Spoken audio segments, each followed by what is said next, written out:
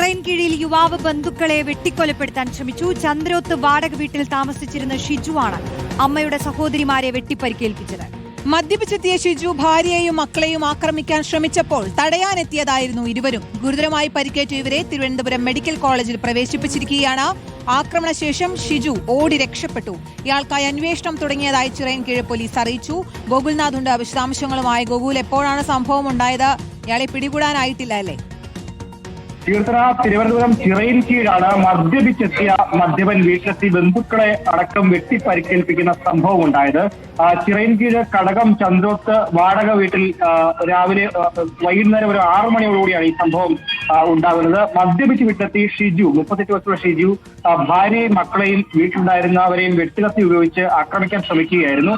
തുടർന്ന് അയൽവാസികളായ ബന്ധുക്കൾ, അതായത് അമ്മയുടെ സഹോദരികളായ 2 പേർ തടയാനെത്തുകയും തുടർന്ന് വിജയകുമാരി, 56 വയസ്സുള്ള വിജയകുമാരിക്കും പ്രസന്ന, 52 വയസ്സുള്ള പ്രസന്നയ്ക്കുമാണ് അതിദാരുണമായി വെട്ടേൽക്കുകയും ചെയ്തത്. ഇരുവരെയും ചിറയിൻകീഴ് താലൂക്ക് ആശുപത്രിയിൽ പ്രവേശിപ്പിച്ചിരിക്കുകയാണ്. എന്നാലും പോലീസ് പറയുന്നത് കഴിഞ്ഞ കുറേയേറെ നാളായി ഭാര്യയും മക്കളെയും ഒക്കെ ഈ പ്രതി നിരന്തരം ഉപദ്രവിക്കുന്ന ഒരു സ്വഭാവക്കാരനായിരുന്നു.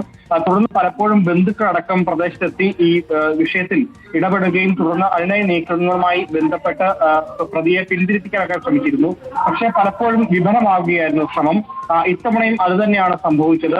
ഈ ബന്ധുക്കൾ തന്നെ എത്തി ഈ കഴിഞ്ഞ ദിവസവും ഇന്നുമൊക്കെയായി മദ്യപിച്ച് വീട്ടിലെത്തി പ്രശ്നമുണ്ടാക്കുന്ന സമയത്ത് ഈ ഷിജുവിനെ ഇത്തരത്തിൽ പിന്നോട്ട് നയിക്കാൻ ശ്രമിക്കുകയും തുടർന്ന് ആക്രമണ സംഭവത്തിലേക്ക് കാര്യങ്ങൾ നീങ്ങുകയായിരുന്നു എന്നുള്ളതാണ്. അതിലും വിജയകുമാരിക്കും പ്രസന്നയ്ക്കും ഗുരുതര പരിക്കുള്ളത്. ഇരുവരെയും തിരുവനന്തപുരം മെഡിക്കൽ കോളേജ് ആശുപത്രിയിലേക്ക് മാറ്റിയിരിക്കുകയാണ്. ശരി, ഗോകുൽനാഥാണ് വിശദാംശങ്ങൾ നൽകിയത്. പ്രതിയെ ഇതുവരെ പിടികൂടാനായിട്ടില്ല.